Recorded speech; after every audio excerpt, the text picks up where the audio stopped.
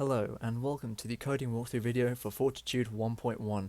Now this is a big update. I kind of got carried away this week, so a lot has been added and we've got quite a lot to get through, so I apologise if this video is quite long. But yeah, let's just dive right in and I'll get into the features of this update. So note black screen, fade into the game. And then after it fades in, we have got tutorial. I know, you're amazed. I'll just let it run through. Or I could read it out, I suppose. You've been dropped off in a faraway solar system with one goal, searching for and successfully making contact with advanced extraterrestrial life. Your primary method of exploring the system and achieving your goal is your starship, the Fortitude. Use W for thrust, A and D for left and right rotational movement, R to toggle power thrusters on and off, and E to exit the craft. The multicoloured bar is your fuel gauge. Fuel is a precious resource and must be used carefully. The astronaut must refuel at the ship must refuel with a fuel cloud. Finding the clouds represents significant challenge. And then zoom out. It was really cool, I know. Bear with me. This is the game map, accessed via the M key. The white triangle is you, the red line is your current trajectory, the blue lines represent planetary orbital pathways. And fade out. Ooh, this one might be a bit long. It needs tweaking. There we go, fade in. And lastly, more controls are viewable in the pause menu. You have 1 hour to make contact. Good luck. And there we have, ladies and gentlemen, the opening tutorial. Autopilot engaged. For Fortitude. I know, you're impressed. I'm impressed. I'm impressed with myself. I think it's really good. Also, just a bit loud, just turn that down. Yeah, this took quite a long time to make, and I'm really quite proud of it, in case you didn't already figure that bit out. But that is not all. So, as you saw in this tutorial there, the map has received a bit of an upgrade. So if you press M, it zooms out. And press M again, it zooms back in. I always felt there was a bit of a disconnect between like how it was before, where you pressed M and suddenly you were really zoomed out. It was a bit weird, a bit kind of jumpy, if you know what I mean. So set about improving that in this update. I did get help with this, by the way, so I don't entirely understand how the code for it works, because it was mainly done by my good friend Dean. Ooh, yes. This pops up whenever the Fortitude gets below 40% fuel. This is the refueling tutorial, toggleable by the T key. I'm not going to read this out. You can pause it and read it if you want, but it's just a little UI that tells you how to refuel and all the difficulties and things involving that. And that pops up, as I said, when you hit 40% fuel, and after that point it is then toggleable with the T key. But yeah, as I was saying, the code for this zooming in and out system was done by my friend Dean, because it's all to do with mathematics, and it's very, very complicated, but very, very cool as a result. But moving swiftly on, because we are pressed for time, and there's a great many things to attend to. The other thing we do have, because I got a bit carried away with the aesthetic of the game, designing UIs and things like that, we now have, press escape, our pause menu. So this comes with controls that you can view at all times, just in case you forget them. You can just hit escape and view them. And also, and get ready for this, you could hover over the buttons and it lights up. I know, you're impressed. I was. And then obviously you can click them, so resume resumes the game, restart restarts the game, exit exits the game. We just hit restart as well. You'll notice we're fading back in. You can actually skip the tutorial by pressing enter. So if you've died and you're just playing the game again, you don't have to go through the tutorial. It's completely skippable. What on earth? Oh, timescale, right. But yeah, completely skippable. And so that then takes us on.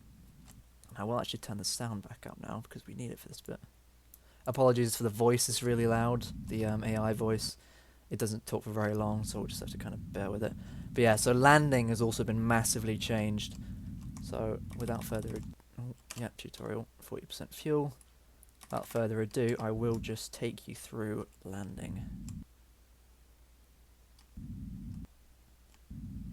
Just gotta make sure I'm going at around about 20 or 30 meters per second when I hit atmosphere.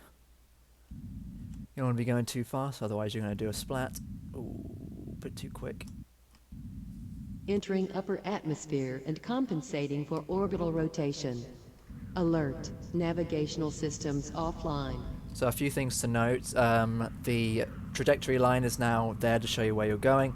Distance thing tells you how far away from the surface, we're 800 meters. There's camera shake, wind. Oh god, a lot of wind.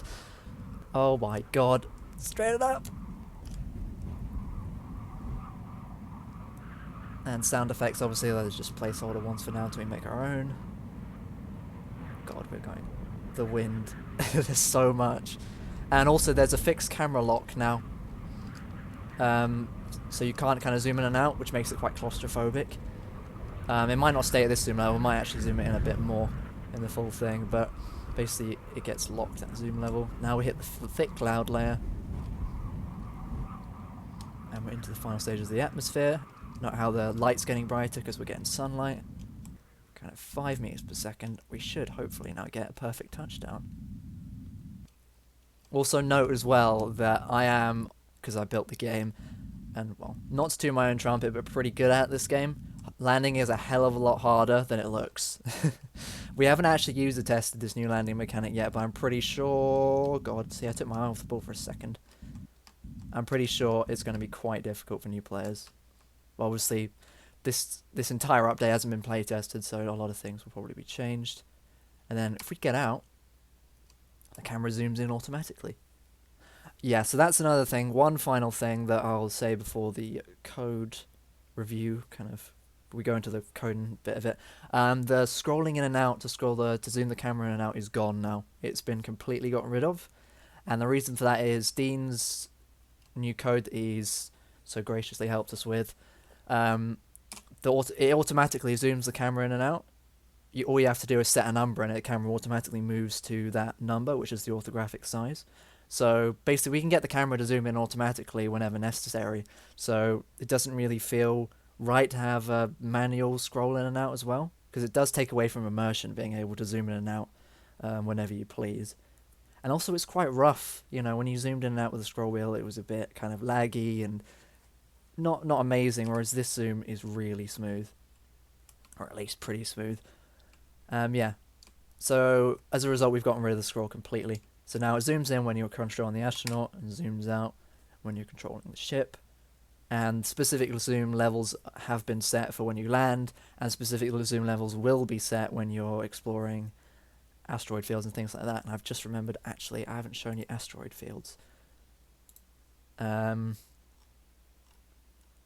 not going to go through it because we are kind of... Actually, no, I will. I will go through it. Just for you. Just for you, the viewer. I will go through the new asteroid field designs. Right, let's put the player right about there. Alert. Detecting nearby orbital debris. Caution is advised. So the AI now says that whenever you... whenever you get close to a debris field, such as this one. And the game hasn't actually... The camera will zoom out whenever you're in an asteroid field in the future. It doesn't currently do it, so it's actually going to be a bit of a pain to navigate this thing.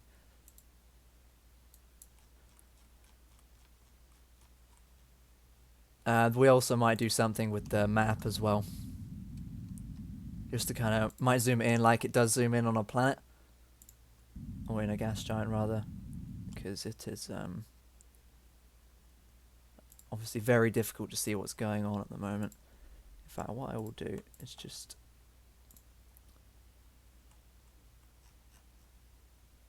move that up to there. Autopilot engaged. Hit autopilot so we can zoom down. And then, so basically, yeah, these asteroid fields are going to be scattered throughout the map. And I'm just going to turn the AI down. And the game will... They're basically, yeah, they're environmental things that you find throughout the map, but the reason you might want to venture inside them is they do actually have fuel. Oh god. Yeah, do excuse the frame rate in the scene viewer. For some reason it's really laggy in the scene viewer and solid 60 FPS in the actual rendered game. No idea why.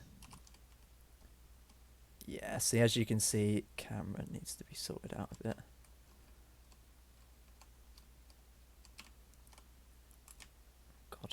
God, it is quite scary though. Like 24 frames per second. Yeah, the scene viewer chugs performance. In actual rendered thing, it's fine. But yeah, so we go in here, into the center here, and start refueling. And the ship's refueling level is going up. And then we take control of the ship. Can't just about see it. Autopilot disengaged. We can bring the ship forward to us. Because we do need to get out of here pretty sharpish. Because there's actually an event that now happens in these asteroid fields. Detecting nearby orbital debris. Right on cue. Caution is advised. Oh my god, what happened? Oh god. Yep, here's the event that happens. We need to get out of here. Come back, thrusters. Come here, you. Come here. Thank you. Now let's bail out of here before the big boys get here.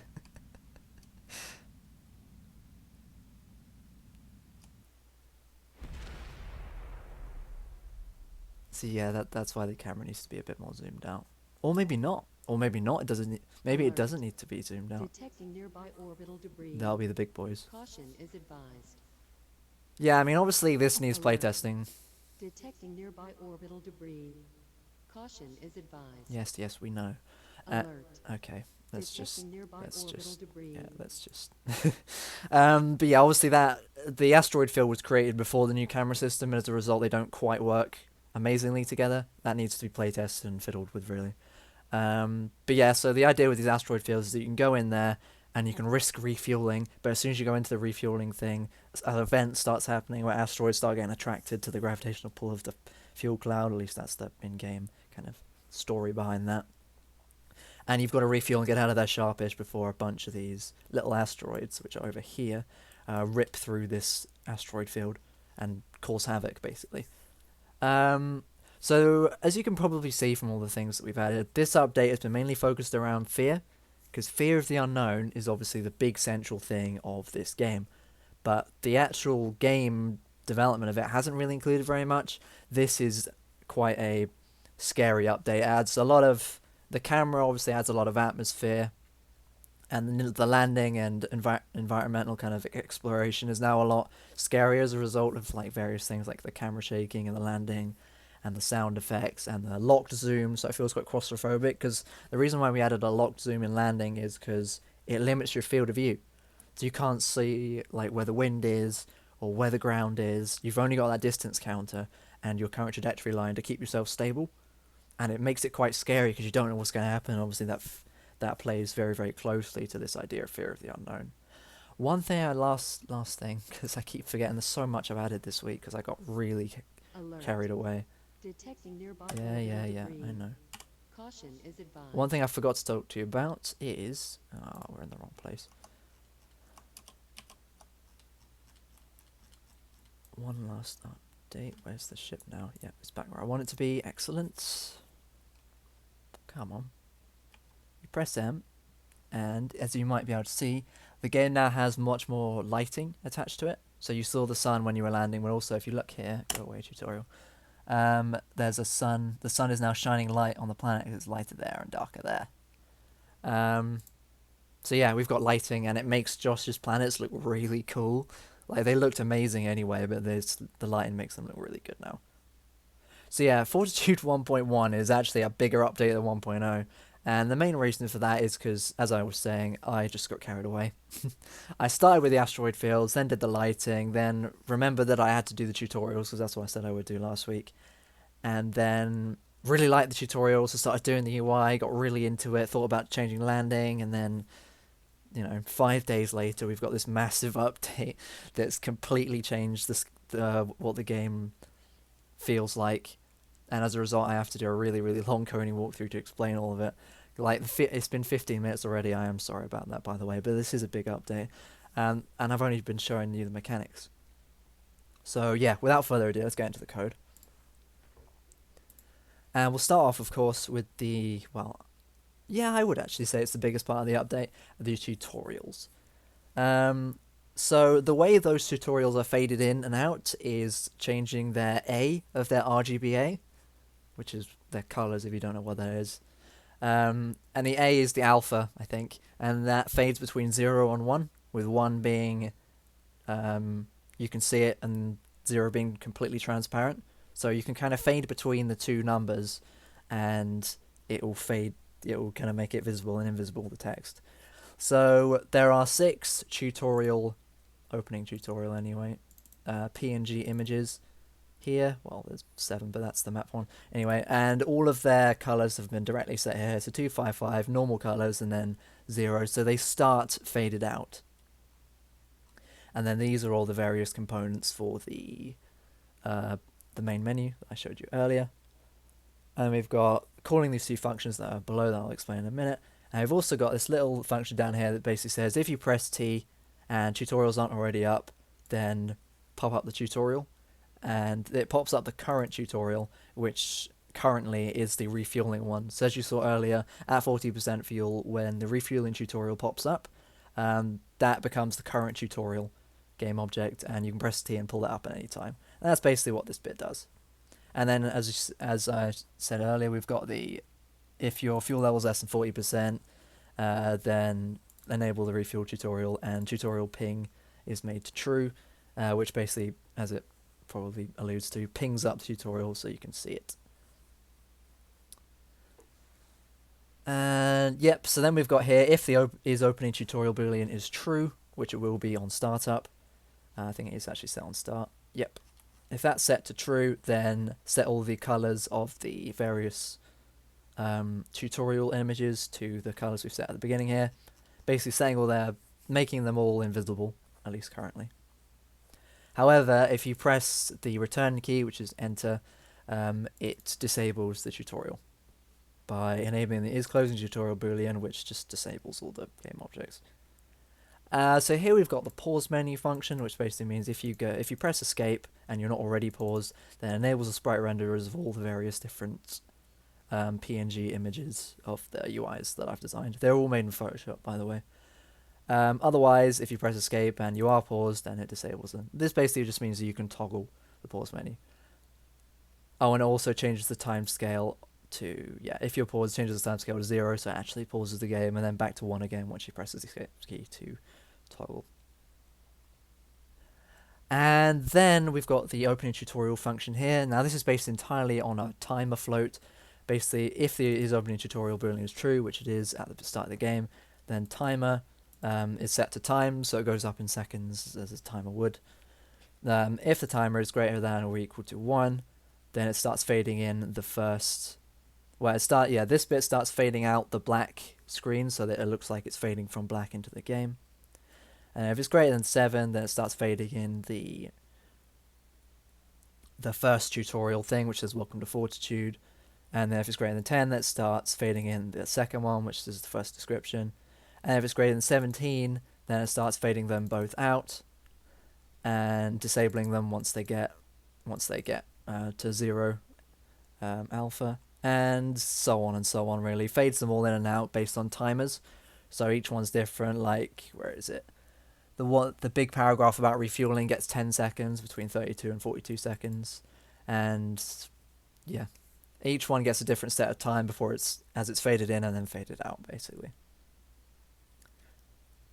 And then here at 66 seconds in, it sets is out map to true, which is the new part of Dean's new function that he helped us with, which zooms the map out and then shows you the tutorial paragraph about the map, and then zooms you back in afterwards. So this is that bit here, which basically zooms the map in, setting all these values. That's the target value I talked about earlier. I mean, I'll go into more detail about this in a second when we actually look at the code for it. But target value is basically what you set as the target for the orthographic size of the camera. So set 25,000, which is really, really zoomed out. And if you set the target value to 25,000, the camera will then move gradually to 25,000, giving the kind of zoom out effect that I showed you earlier. So that's the basic tutorial and pause menu system. We then have 3 scripts here, which are each attached to the resume, restart, and exit game objects, which are here, attached to the main camera, pop-ups, pause menu, and resume, restart. Yeah. All these nice, lovely buttons there. They're pretty simple. Like the resume one is literally just if you press on mouse over, which is because it's got a box glider attached to it. If you hover the mouse over it, it then changes the color of it to blue, and if you then click on it, then it disables the pause menu and resumes the game by putting the timescale to 1. And restart is pretty easy. If you hover over it, it changes the color to blue, and if you click on it, it reloads the scene. And same with this one, except it quits the game once you click on it, because this is the exit script. Moving on then to the next biggest important update in this update is Dean's code. This is the main bit of it here. I don't fully understand how it works, if I'm honest. I get the principle of it, but I don't understand the specifics of each of the code. From what Dean told me, it's basically acts like a curve on a graph.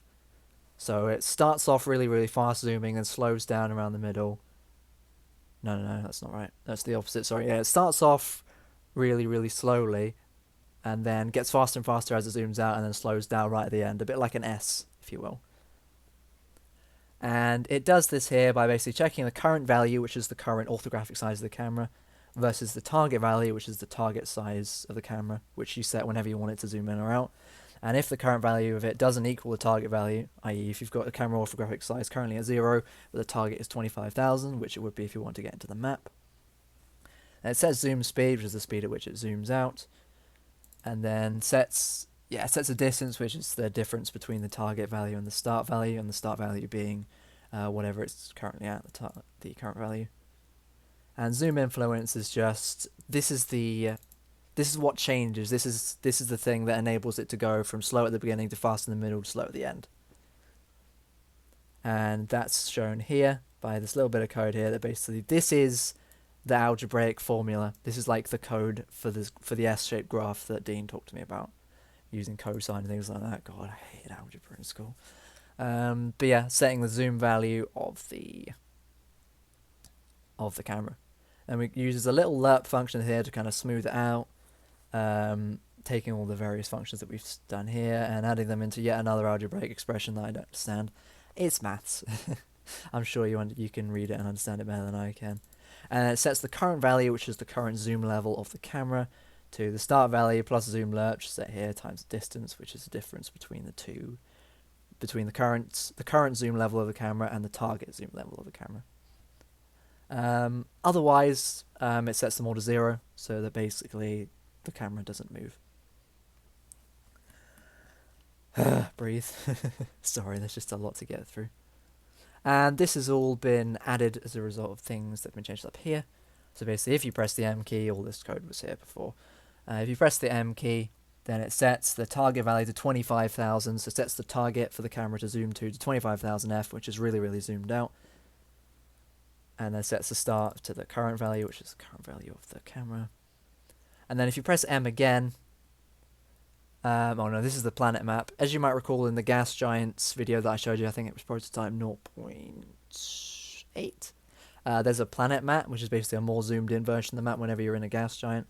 So basically if you press M and you're within a gas giant, then it sets the target to 750F, which is basically just a more zoomed in version of the gas giant.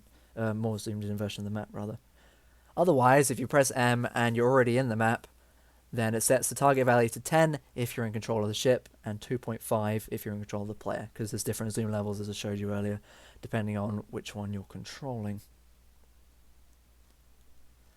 And yeah, that is pretty much it, actually. The only other change we've got in this particular script...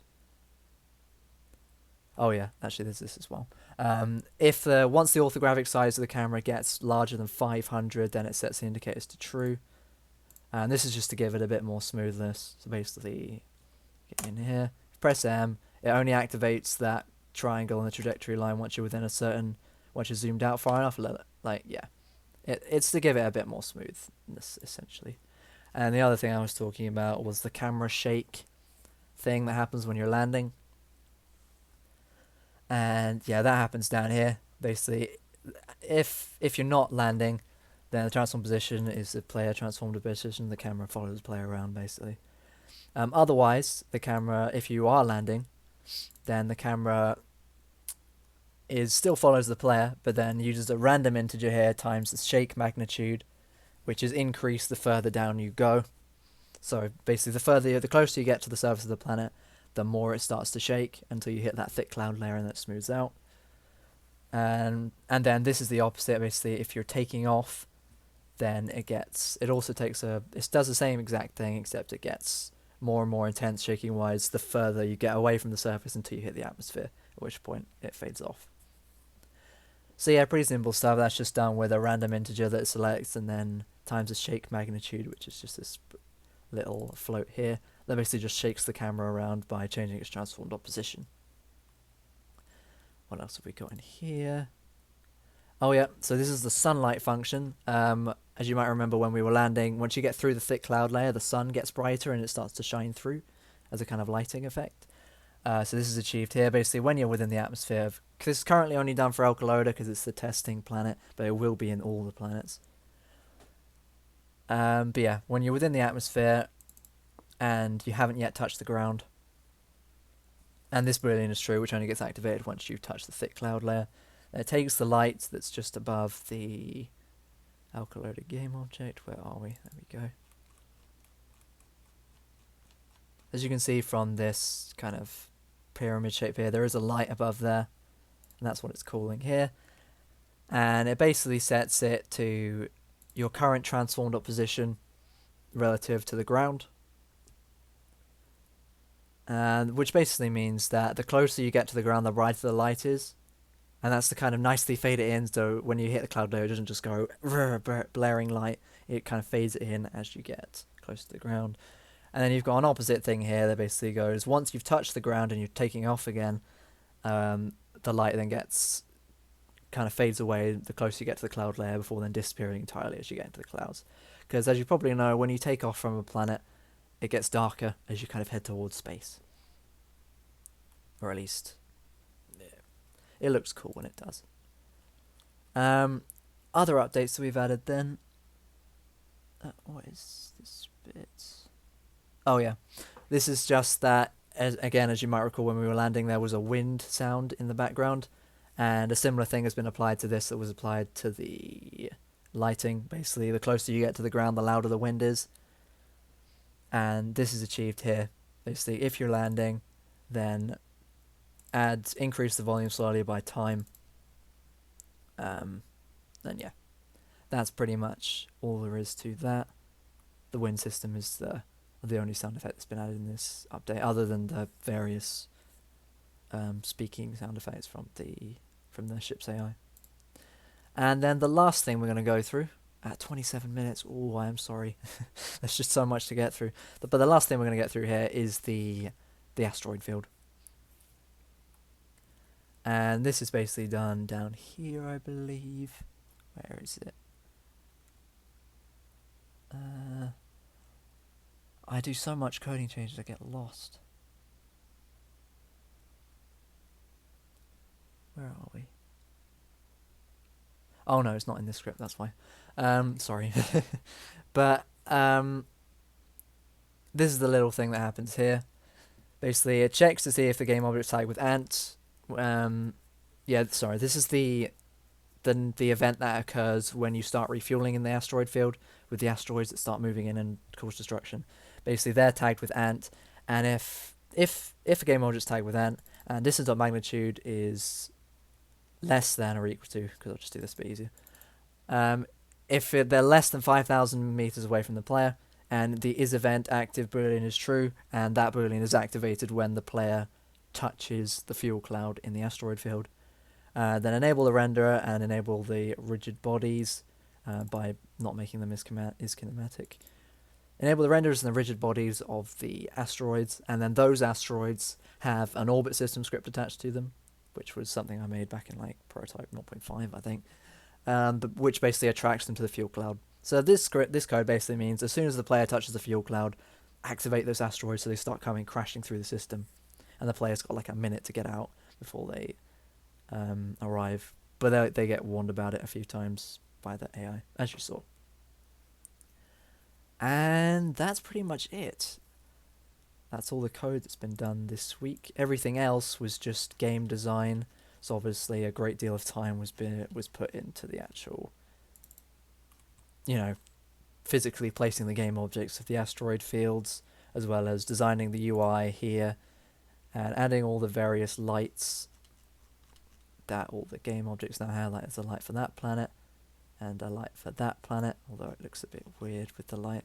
Josh and I haven't quite decided if we're going to keep that light. And obviously, yeah, the bottom line is that other than code, there has been a great deal of work done into the game. As you probably see, really. I mean, this is, I think, the biggest update that Fortitude has ever had. But no doubt next week's will be bigger, knowing me. But yeah, so I do apologise. This video is half an hour long. Obviously, there was a great deal to get through. I won't keep any more of your time. Thank you very much for watching. See you in the next one.